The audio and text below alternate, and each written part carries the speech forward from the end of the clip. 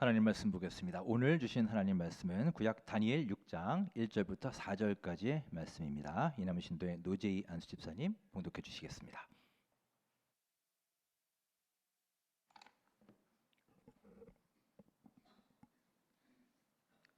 말씀 봉독하겠습니다. 다리오가 자기의 뜻대로 고관 120명을 세워 전국을 통치하게 하고 또 그들 위에 총리 셋을 두었으니 다니엘이 그 중에 하나이라. 이는 고관들로 총리에게 자기의 직무를 보고하게 하여 왕에게 손해가 없게 하려 함이었더라. 다니엘은 마음이 민첩하여 총리들과 고관들 위에 뛰어나므로 왕이 그를 세워 전국을 다스리게 하고자 한지라.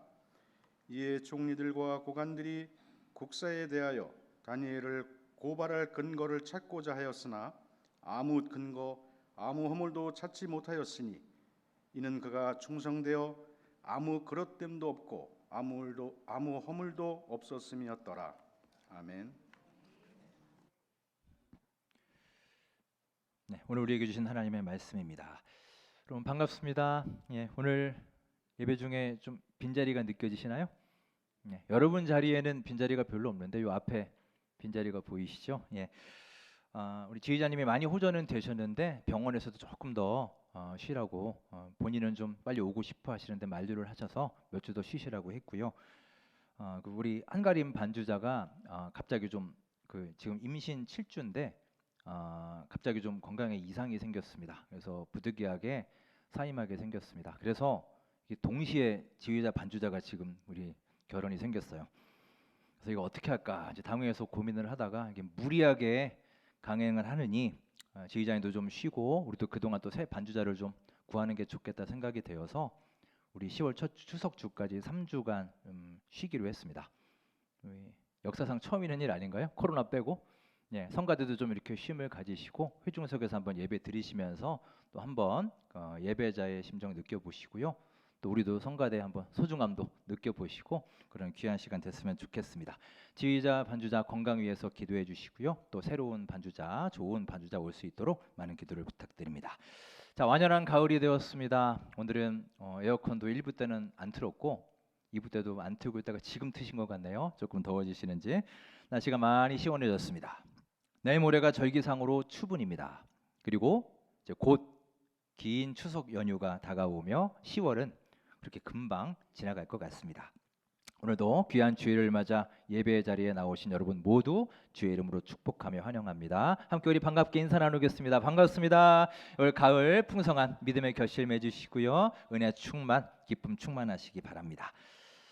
자, 오늘 2부 예배는 제 이남신도의 헌신 예배로 드립니다. 이남신도의 모든 회원들과 그 가정에 하나님의 크신 은혜가 임하시길 바랍니다. 자, 오늘은 교회 역상 창조절 셋째 주일입니다. 하나님이 태초에 세상을 만드시고 보시기에 토브 좋았더라 감탄하며 말씀하셨습니다. 하나님은 혼돈과 공허와 어둠 속에 있던 이 세상에 빛을 만드셨고 질서를 부여하셨습니다. 참으로 우리 하나님은 질서의 하나님이십니다. 하나님은 질서를 매우 중시하시는 분이며 이 질서야말로 하나님의 중요한 창조 원리 중에 하나입니다. 제가 미국 신학교에 가서 제일 첫 번째로 들은 수업이 폴 스티븐스라는 교수님 수업이었는데 과목명이 참 독특했습니다.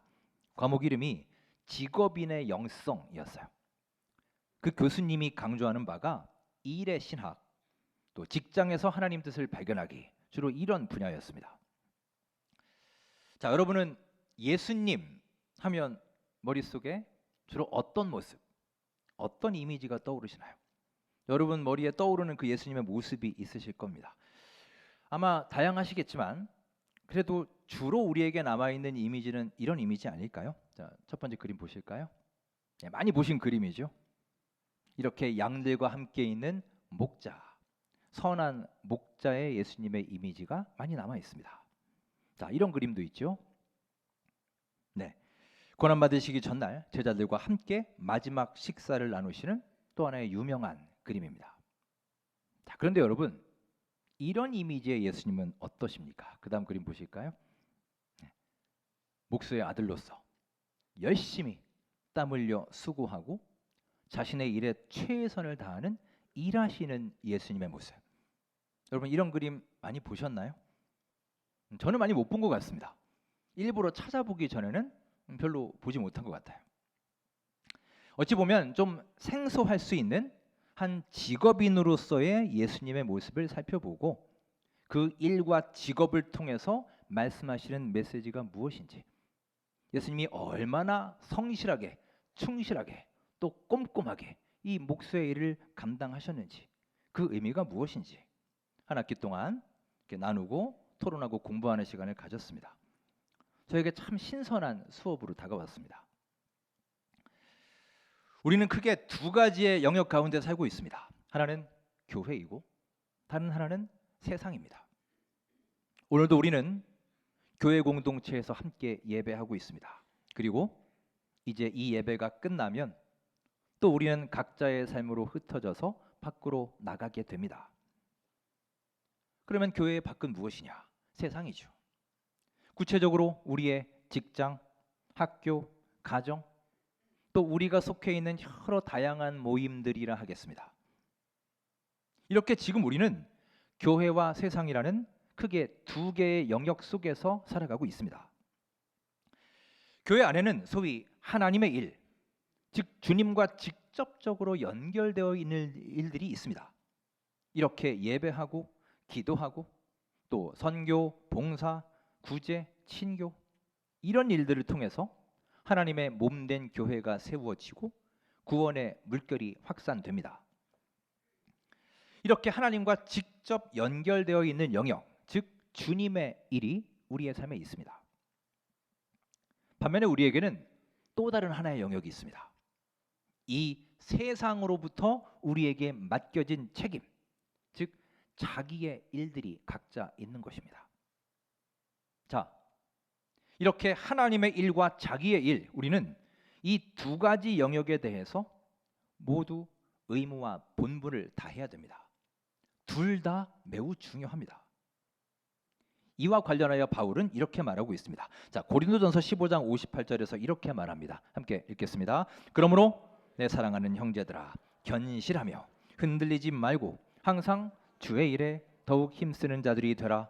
이는 너희 수고가 주 안에서 헛되지 않은 줄 알미라. 아멘.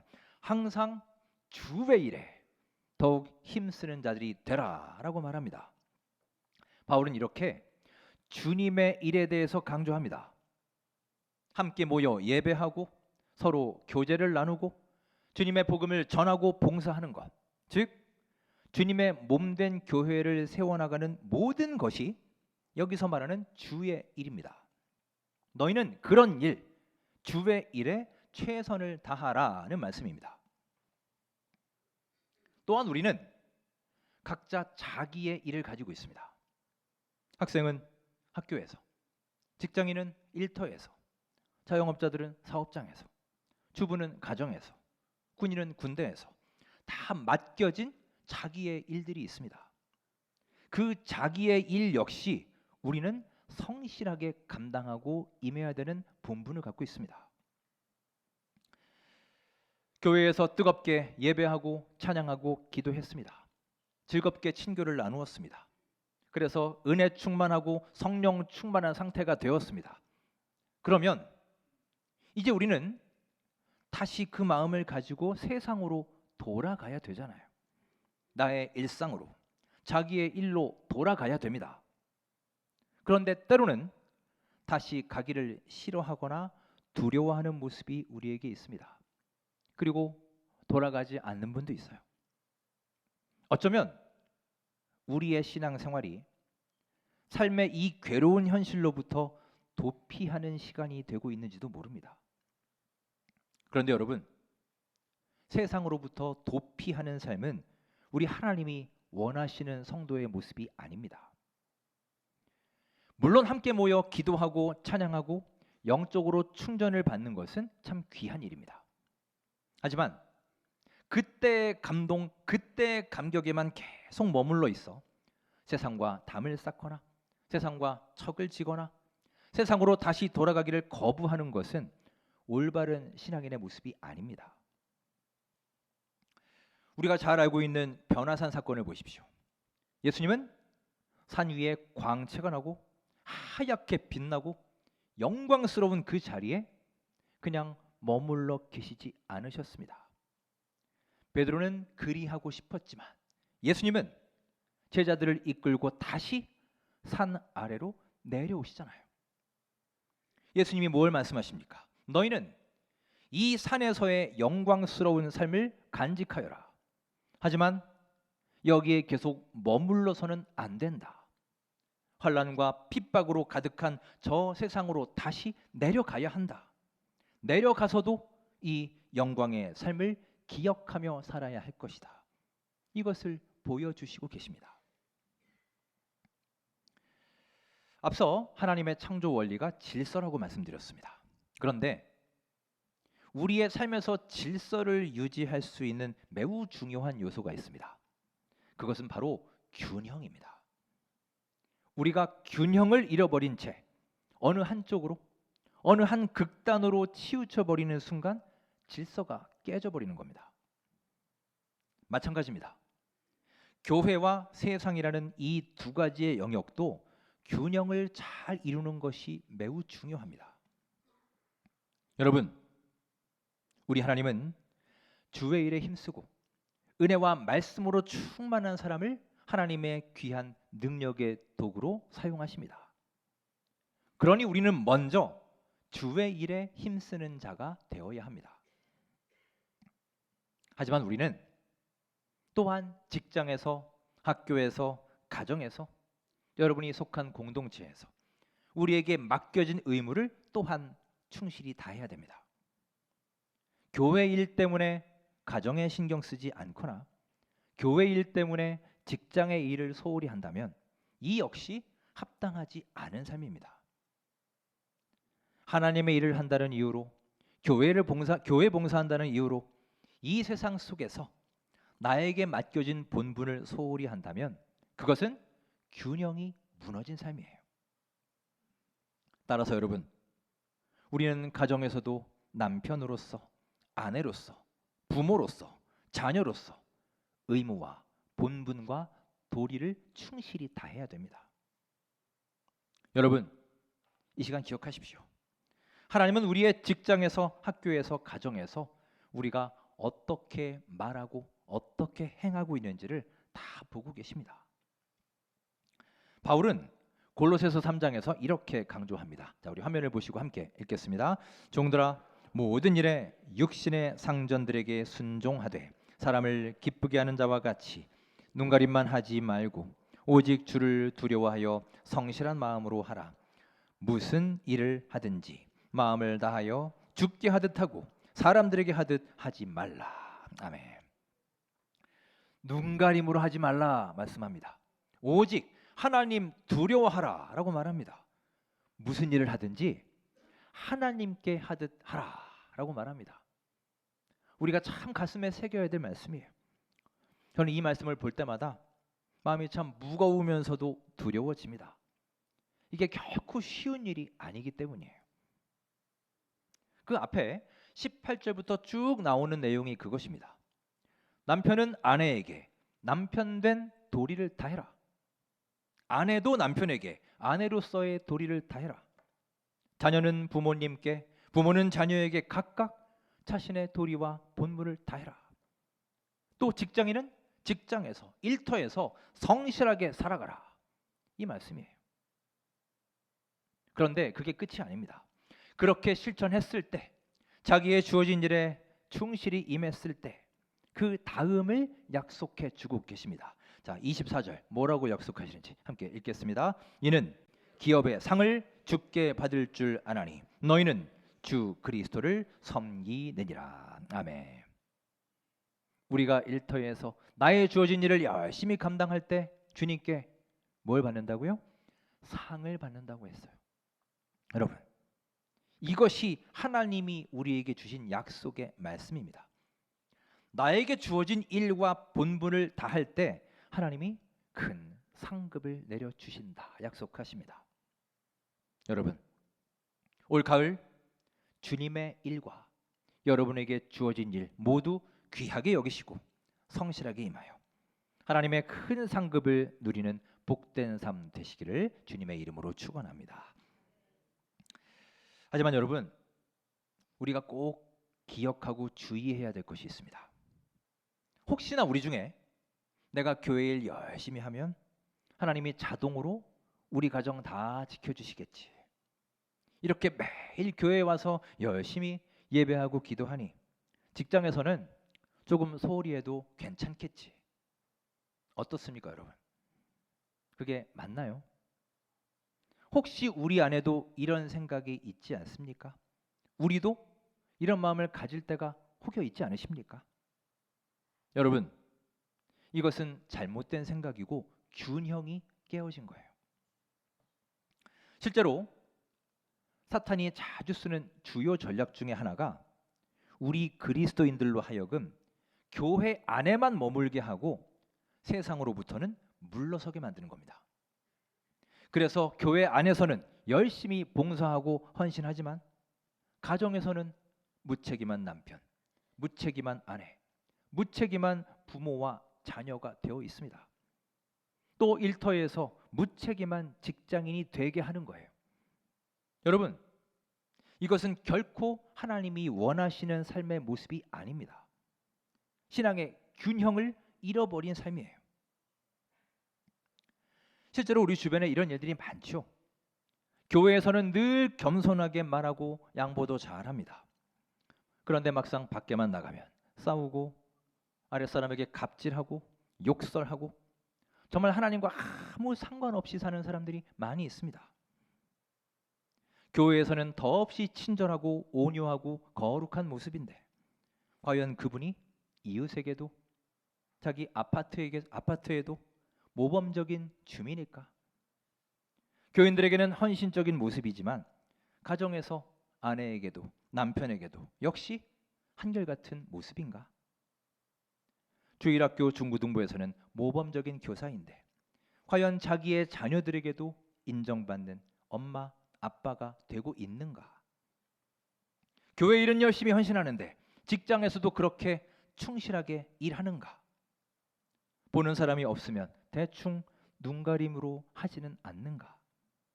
여러분, 이 시간 우리 스스로에게 냉정하게 물어보십시오.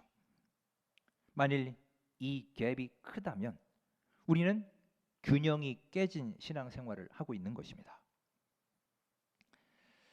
성경에는 이렇게 균형 있는 신앙생활을 한 모범적인 사례들이 많이 나옵니다. 우리는 그들의 삶을 본받고 배워야 할 것입니다. 느헤미야는 기도의 사람입니다. 느헤미야 1장부터 기도로 시작해서 기도로 끝납니다. 그런데 그는 기도만 열심히 한 사람이 아니에요. 자기 일에 있어서도 충실한 일꾼이었습니다. 여러분, 느헤미야의 직업이 뭔지 아세요? 이번 주간 말씀 통독에 느헤미야가 있더군요. 곧 읽게 되실 겁니다. 우리 예습하는 의미로 한번 볼까요? 느헤미야 1장 11절 직업이 뭔지 한번 읽으시며 찾아보십시오. 시작. 주여 구하오니 귀를 기울이사 종의 기도와 주의 이름을 경외하기를 기뻐하는 종들의 기도를 들으시고 오늘 종이 형통하여 이 사람들 앞에서 은혜를 입게 하옵소서 하였나니 그때 내가 왕의 술관원이 되었느니라. 아멘. 찾으셨나요? 네, 마지막에 왕의 술관원이다라고 했어요. 왕의 술관원. 왕이 먹는 술이 안전한지 혹시 독이 들어있진 않은지 맛을 보고 체크하는 사람입니다. 그러니 이런 사람을 아무나 세울 수 있을까요? 얼마나 중요한 사람인가요? 정말 믿을 만한 사람을 세우지 않겠습니까? 가장 가까이에서 왕을 보필하는 중요한 관직에 이르렀습니다. 지금으로 말하면 대통령 비서실장 정도 될 거예요.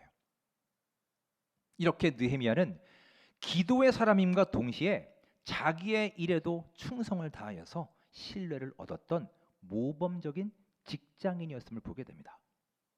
교회와 세상 두 영역에서 모두 신앙의 균형을 잘 이룬 사람이었습니다.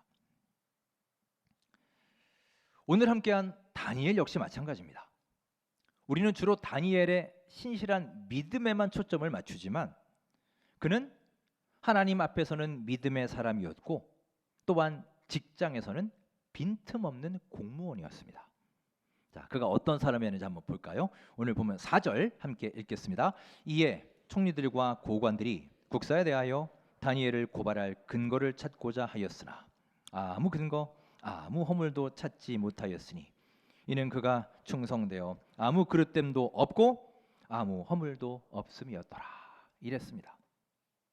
당시 다니엘의 정적들이 많이 있었습니다. 많이 있을 만도 하죠. 그를 시기하는 사람들이 많이 있었습니다. 어떻게든 그들이 다니엘을 끌어내리기 위해서 뒷조사를 하기 시작합니다.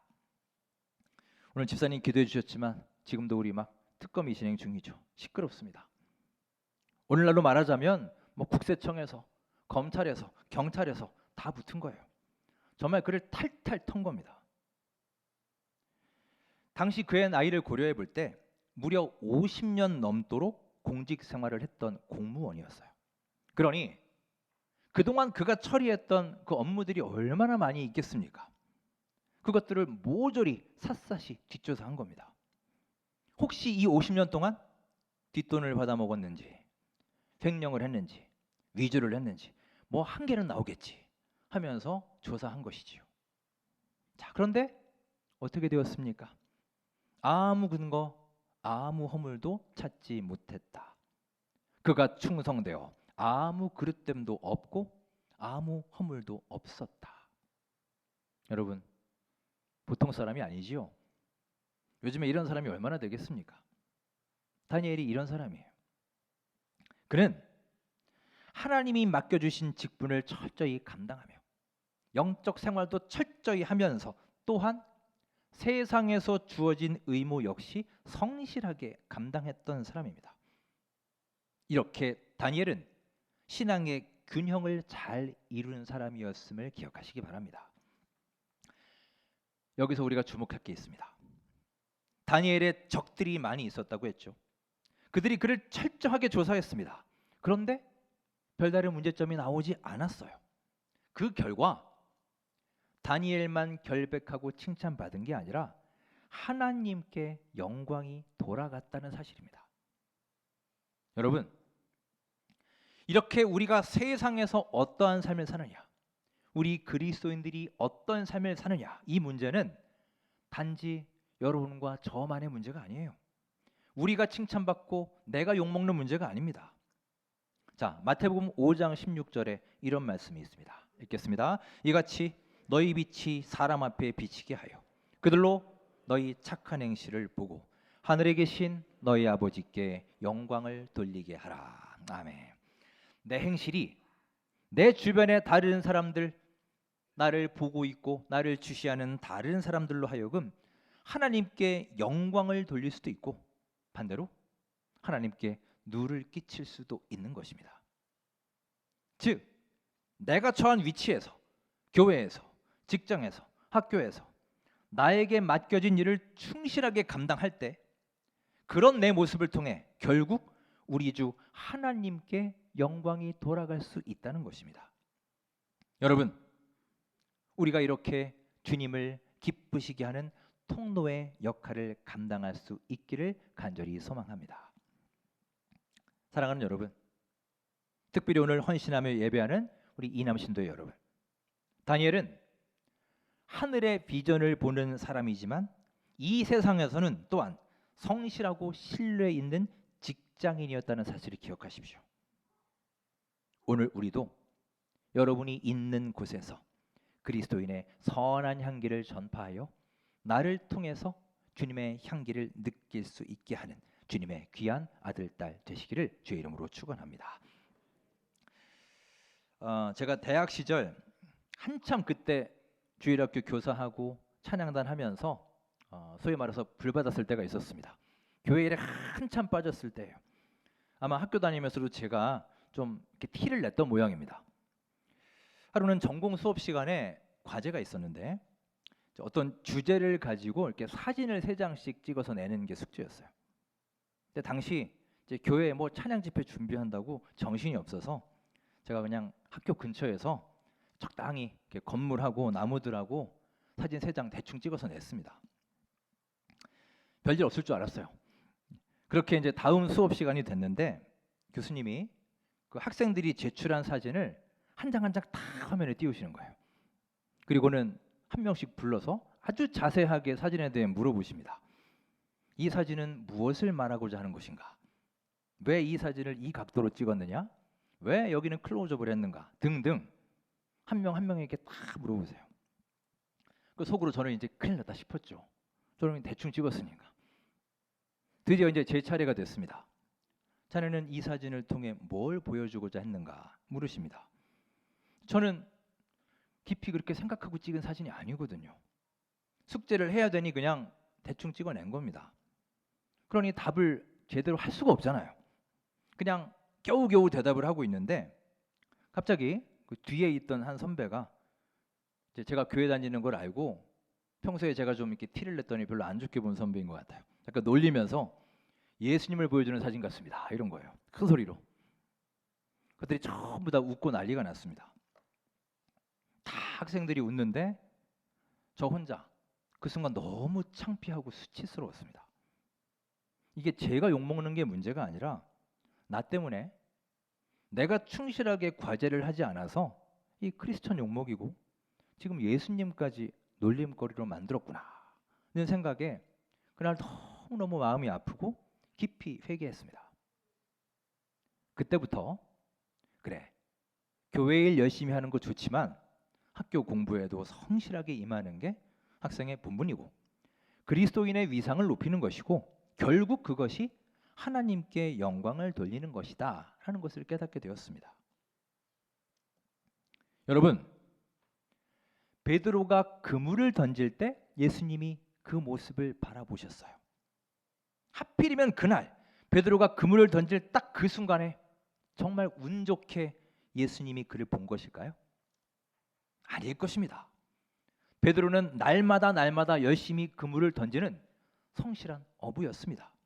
그날도 마찬가지로 열심히 일한 거예요. 그 성실함이 있었기에 예수님께 선발된 것입니다. 기도의 여인 한나가 엘리 제사장을 극적으로 만납니다.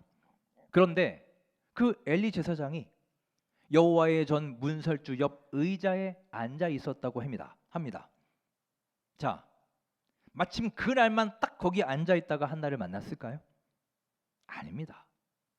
그는 늘 열심히 예배 인도하고 자신의 일에 충실하게 임했던 사람이에요. 그날 역시 늦은 시간까지 열심히 임했기에 그를 만나게 되었고 이런 역사가 일어난 것입니다. 하나님이 엘리사를 부르셨을 때 엘리사는 뭘 하고 있었느냐? 밭에서 열심히 일하고 있었습니다. 예수님이 세리 마태를 부르실 때 마태는 세관에서 자기 일에 골몰하고 있었습니다. 자기 일을 열심히 하고 있었어요. 시편 78편에서 하나님이 다윗을 왕으로 부르십니다. 그때 다윗은 젖 양을 지키는 중이다라고 했어요. 젖 먹는 양, 가장 어린 새끼 양을 지키는 사소한 일이라 할지라도 자기에게 맡겨진 그 일을 성실하게 감당한 사람, 주님은 바로 그 사람을 들어서 이스라엘의 왕으로 세우셨음을 기억하십시오. 다윗에게는 그런 성실함이 있었고 그랬기 때문에 다윗은 골리앗 앞에도 설 수 있었던 거예요. 물론 하나님이 함께 하셔서 골리앗을 이겼죠. 하지만 여러분, 아마도 다윗은 골리앗 앞에 나가기 전에 얼마나 열심히 준비를 했을까요? 당연히 기도로 무장하고 이게 자기 목숨이 달린 문제 아닙니까? 대충 준비할 수 있겠습니까? 아마도 그는 수천 번, 수만 번의 물매를 돌리면서 연습하고 또 연습하지 않았겠습니까? 그의 그런 성실함이 하나님의 도움의 손길과 합쳐져서 놀라운 기적의 주인공이 된 것입니다. 그리고 그가 던진 그 물맷돌, 그가 5개의 돌을 골랐지요. 그 물맷돌 5개를 정성을 다해서 가장 좋은 것으로 고르고 또 골라서 골리앗 앞에 서지 않았을까요? 사랑하는 여러분, 우리도 다윗과 같이 이런 물맷돌이 반드시 필요합니다. 지금 여러분에게는, 저에게는 물맷돌이 준비되어 있습니까? 기도의 물맷돌을 갖고 계십니까? 말씀의 물맷돌을 얼마나 준비하고 계신가요? 물맷돌이 없는데 어떻게 골리앗을 이길 수 있겠습니까? 여러분, 마땅히 내가 해야 할 것을 열심히 하지 않는다면, 내가 준비해야 할 것을 준비해 놓고 있지 않다면 결국 하나님의 뜻을 가로막는 것이 됩니다. 따라서 우리는 교회에서 맡겨진 주님의 일과 세상에서 맡겨진 여러분의 일, 우리의 일에 모두 한결같이 성실하게 임해야 하는 것입니다. 교회 일을 하느라 세상의 일을 소홀히 하는 것도 합당하지 않고요. 세상에 자기의 일을 하느라 하나님의 일을 소홀히 하는 것 역시 합당하지 않습니다. 사랑하는 여러분, 올가을 우리 모두 주님의 일과 세상의 일, 자신에게 주어진 일, 두 가지의 영역에 모두 최선을 다하는 가운데 신앙의 균형을 이루시며 질서 있는 신앙생활을 유지해 나가는 모든 주님의 백성들, 그리고 제2남신도의 모든 회원들 되시기를 주님의 이름으로 축원합니다.